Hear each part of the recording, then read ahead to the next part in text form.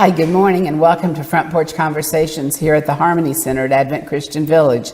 I want to introduce you to our guests today, Sherwood and Ruth Sawyer. Thank you so much for agreeing to be here and share a little bit about yourselves. Well, we're glad to be here. We finally, where we're living now in Dossier Manor, we really like it. Love it. And how long have you been there? What? How long have you been at Dossier? We've been there, it's not quite a year. And for our viewers who don't know, Dossier Manor is our assisted living facility here on the campus at Advent Christian Village. And I think this is a first today. We are having a guest who it's actually their birthday today. Sherwood, happy birthday. What? Happy birthday. Thank you. And what number is this, if you'll share? It's 92 years old. Or is that 92 years young? What? Is that 92 years young? Yeah. They're having a party for me today. And my son is coming up from St. Cloud, take us out to lunch. And but then we went out last night to the special Valentine party, and that was delicious. And that was done at the bistro, is that right? Yeah. The bistro is where it was held? At the Yes. bistro, yes. Yeah. And how many years have you all been together? I can't hear you. How many years have you been married? We've been married 72 years, That's right. and 2 of them been happy, so that's not bad. Hey, It's a wonder you don't just hit him, huh? I ignored.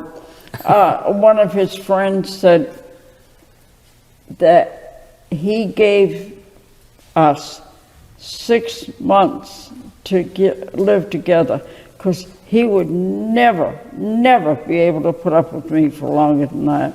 So I think he gets some kind of an award. I think so too. I think both of you do. Because it takes 2 people to make a marriage. Yes, it does. Somehow that's true. The interesting thing, the man that said that was divorced in 6 months. His marriage was in shambles at the time, and I thought, well, I'm not going to worry about this because after all, he don't know what a good marriage is anyway. Yeah. How did the 2 of you meet? Where did you meet? When did we meet? How? And where? Okay. We both worked at W.T. Grant's department store in Bangor, Maine, and they had built a new department store there right on the main corner of Hammond Street and the intersection, the main intersection in the city. And we had a chance. She was working, I didn't know her. We met at the department store. And so she worked in the, what do you want to call it? The department. Well, I was just filling in right at the time. I was that new. And I was on what they called the notions counter, all those little tiny things they want you to buy. And For sewing primarily? Yeah. Yeah. So I used to go up and visit her. But how we met is I used to read the cash registers. They had 20 cash registers on the first floor. And I read half of them, and another man read the other half. And she was the first one I came to, and I always had to wait for her. And so I'd stand there and talk about having a date or something. And she was always busy, never had time for a date for me. So how long did it take you to get a date? And we eventually did get a date, but we went out with another couple. I thought, well, if we go out with another couple, maybe she'll go with me. And so the couple I was boarding with, we went out with them, went to a movie, David and Bathsheba, and in the Opera House in Bangor, and then went for coffee afterwards, and I think a piece of pie. That always seems to have a tendency to fall into my lap. And anyway, that's how we met. And the good Lord, it took me a while, because I had to ask her several times before she'd go out with me. And so every night I was reading the cash register report, I'd be asking her. And she always was busy, but finally she did go out with this couple with me. And so after that, we never separated. We always went with each other. And the good Lord was good with us, wasn't he? Yes, he was. He was. Better than we deserved. What was so interesting was that what kind of made me be very cautious, he told me he'd like to go out on a date this particular night, and I said, I'm busy. And well, I was busy. I was going to go to see if Bangor would beat Portland High School. That's something that never happened when we were in school.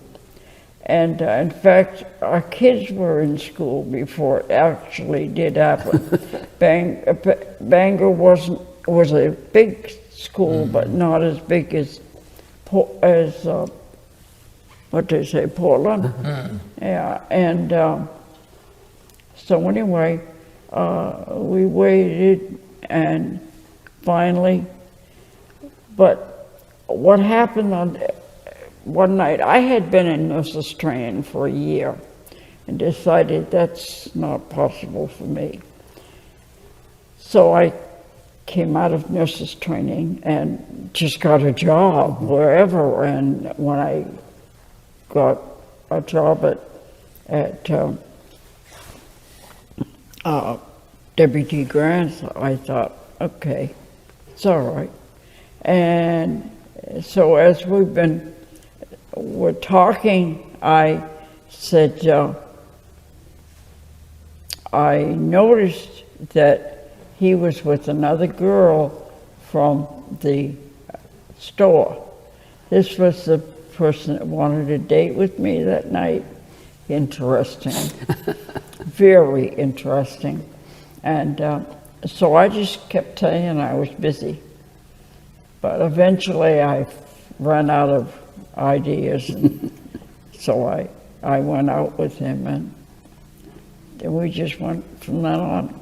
Were both of you born in Bangor, Maine? You were born in Bangor? I was born in Bangor, he wasn't.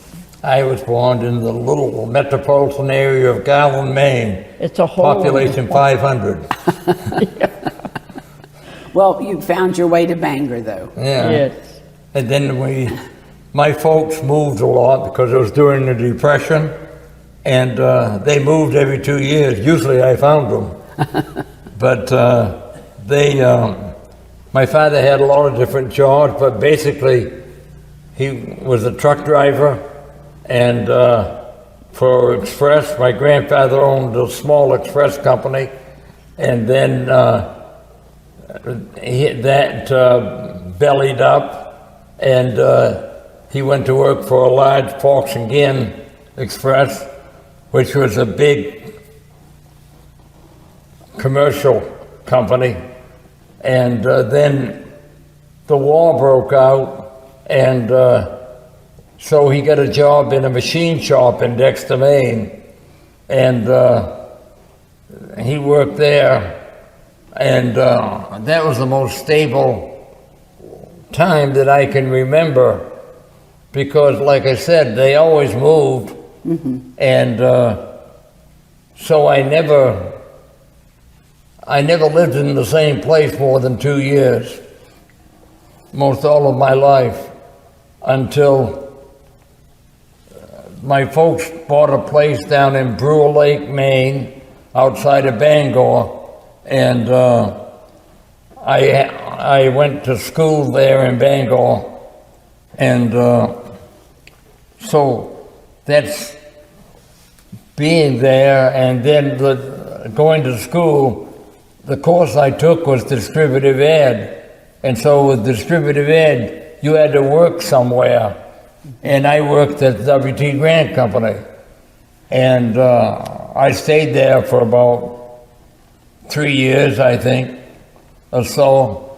And then I got a job with a wholesale or retail hardware company and managed the hardware store. They had 35 employees, and I managed the hardware store. And then from that, I wanted to expand my life, and I got a job selling insurance, which was wonderful for 2 years. And then I needed to have a real living. And so then I got a job managing a furniture company, and that sold furniture, and it became the second largest furniture company in Bangor.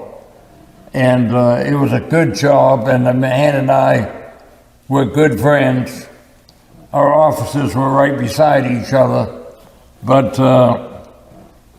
if we had a disagreement, everybody in the store could hear it, because the offices didn't have insulation, and but we'd have a disagreement, go across the street and have a cup of coffee and a piece of pie or a donut and come back to work again. And that's just the relationship we had. And I stayed there until I went into the ministry. And I was preaching part-time on Sundays, and then the Lord called me into full-time ministry, and I went up into a little town in Maine called Whittapitlock, and the population there was 400. And when the four of us moved in, we increased the population by 1%. And so I stayed there about 4 years, and then we moved down on the coast of Maine to Cherryfield, where we had a wonderful ministry, and stayed there for 6 years. And it was where I was ordained. And then I moved into northern Maine, into Fort Fairfield, which is right on the Canadian border. And it's a wonderful time to experience. You wish you were in Florida. Yes. And I bet today you're glad you're in Florida. Yeah. 50 below zero weather. Yeah, the temperatures there could get to 50 below zero. And it was just cold. Let's back up a minute and tell us where you got married. Where did you get married? In Bangor, Maine, at the Columbia Street Baptist Church. Mm-hmm. And were you members there? I was, but he was soon to be. Mm-hmm. And Sherwood, did you grow up attending church? I can't hear. Did you grow up attending church? No. Neither one of us did. Neither of you did. And how did church find you? I was a C&E man. I went at Christmas and Easter. And but I didn't grow up in the church. My folks were not church people. My grandparents were encouraging to go to church, but didn't go to church except once a year. When they had Grand Sunday, why they'd show up in church and so forth. But it's when we were in Bangor that I started going with her, and she went to the Columbia Street Baptist Church, which is a big church. It seated 500 to 600 people on a Sunday, and I went there, and she went forward one Sunday, and I went forward that same Sunday. I didn't follow through. She followed through with baptism right off. I didn't, and I waited for about 6 months, and then the pastor said to me, "Don't you think it's about time?" And I said, "Yes." And I was ready.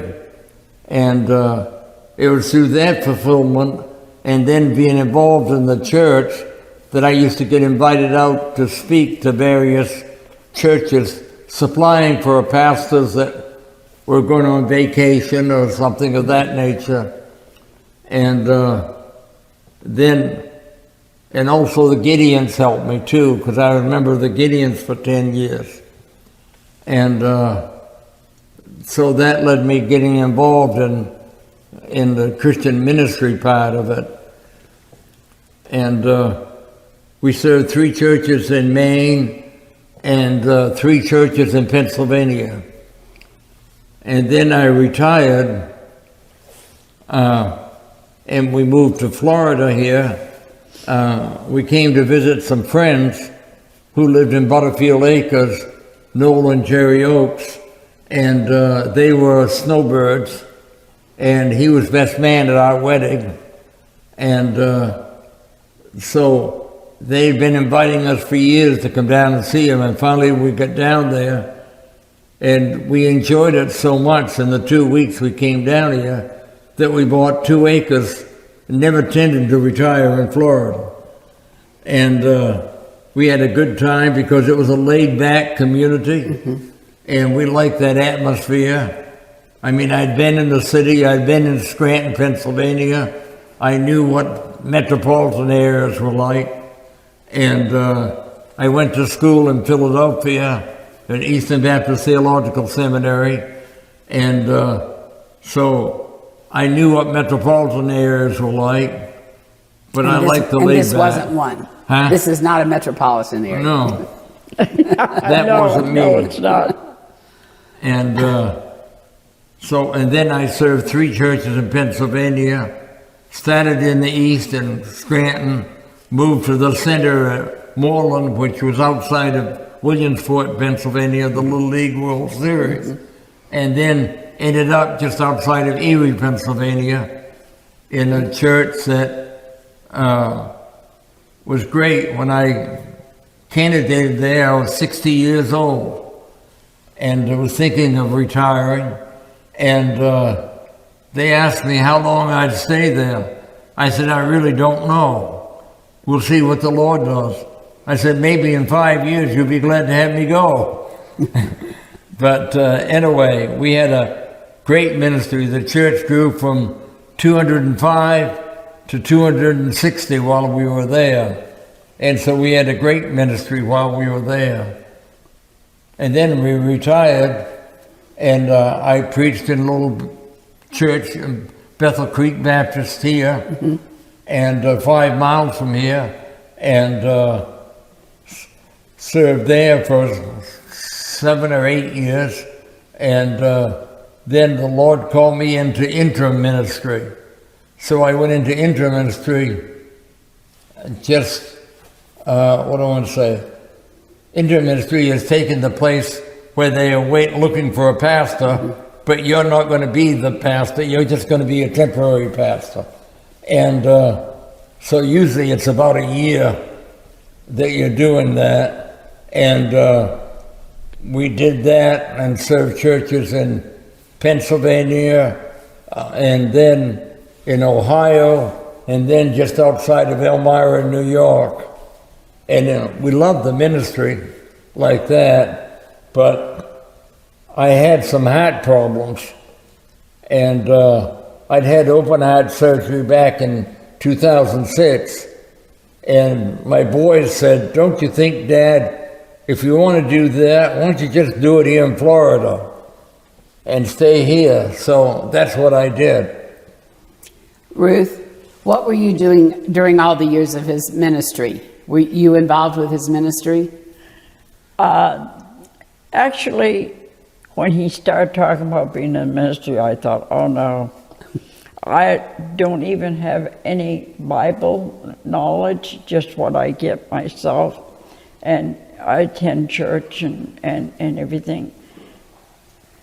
But the Lord just saw us a way to get us excited and get me excited about the whole situation, and he just led us along, and I wouldn't trade it for anything in the world today. So when I hear somebody say we were in ministry, it always makes me feel like that was a partnership, the two of you with God. Yeah, So, yeah. And when we retired on 100th Street and lived there until we moved into the village here. And so we've been in the area since 97. And we love it. Yes. Ruth, you have two sons. Would you tell us about your sons and grandchildren? We have two boys. We had a girl between the two boys, and she didn't live but 9 months and 9 days, and it's been a real struggle for me. Only the Lord's been able to carry me through that, and for him too. Our children were not very well when they were, even when I was carrying them. My oldest boy, the doctor said when I came in, he said, there isn't any way you can have a baby. And I said, but I'm pregnant. I know I am. And I thought, what's he talking about? And he said, you won't be able to carry this baby full term. You just won't be able to. But I did. And the Lord, he kept telling me things that I wouldn't be able to do, but I did them. And only because of the Lord. The Lord wanted me to have these children. And why he took the little girl home, I think she was just so sick that all my children had breathing problems, and so it made it very difficult. And they were little when they were born, just little, and I think Tim weighed 5 pounds and 3 ounces.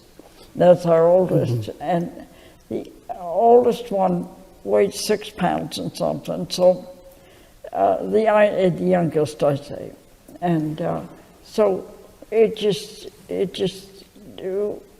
just prayed every night for our baby that I would be carrying, and I enjoyed them so much. I stayed home, took a couple of people in, and the first time we went to visit the house where we were going to live, the double wide that we were going to, this lady said, can I stay with you? And I said, looked at Sherwood and I said, I don't see any reason why you can't, seeing as there's 8 rooms here, and all you want is 1 room. And then I could see that she wasn't eating well, and I thought, I'm going to cook for her as well as for me, and Sherwood, and this is what we went on to do, and we were there for 5 years? Yeah. She died while she was there. She was in her 80s, and I don't think she lived to be in her 90s. Yeah. And so... Well, she didn't hit quite 90. No, she didn't. 89. But she was a lovely lady and a lovely Christian, and I needed someone with Christian experience to lead me along, and she would fill in the blanks every once in a while, and I really appreciated that. The Lord's just always carried us through so that we could be useful to Him. And that's what I really want to be, is useful to the Lord. And I understand you were talking to me about caring for your mother-in-law as well. Your mother-in-law lived with you. My mother-in-law came to live with us after her second husband died. And she and I were at the house together, and he was in the office. And she said to me, you know, something different about this house. And I said, well, you know, and I started telling about, it was a Pennsylvania farmhouse and all this kind. I'm not talking about that. And I looked at her and I said, are you talking about Sherwood and I? And she said, yes. And I said, that's just because of Jesus. We don't do anything on our own. And, or it'll flunk if we do. And so anyway, she was really... So the good thing is that out of that experience, she joined the church. Yes. And I baptized her, and she was scared to death of water. So that was going to be an experience. And I baptized her, and she was 82 years old when I baptized her. And I just thank the Lord I had a chance to do that. To baptize your own mother was a thrill. I bet. Then she lived with us all those years, and we saw her grow and be content with the things that we were content with. And so it was a good experience. Well, I thank you both for coming and sharing with us today. It was a pleasure to visit with you. And thanks for you tuning in. We hope you'll come back and watch another Front Porch Conversation.